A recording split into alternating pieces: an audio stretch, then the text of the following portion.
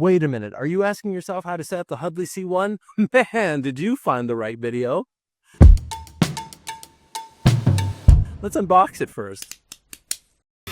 In the box, you're going to find the Huddly C1, the wall mount with mounting template, HDMI cable, power adapter, power cable, and a one-directional USB-C cable for connecting to a bring-your-own-device scenario. You're also going to need an additional USB cable if you're connecting the C1 to the room compute. Man, what a piece of machinery. I mean, I don't think we should even set it up. We should just look at it for a while.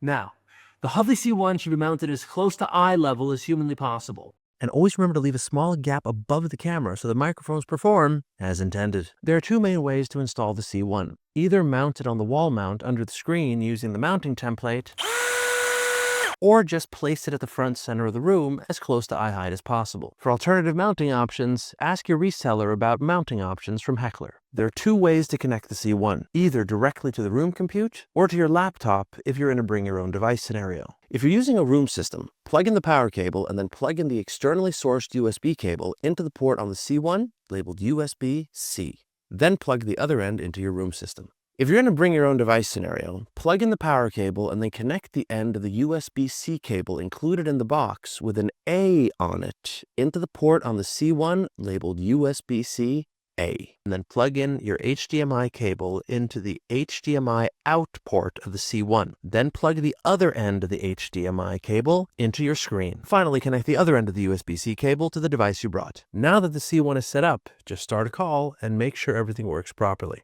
Now, fortunately, that's the end of the setup video because it's just that simple to set up a Huddly C1. This is the harsh reality of the plug-and-play nature of these phenomenal products. Now, to have an excuse to watch the setup video again, be sure to buy more C1s as soon as humanly possible.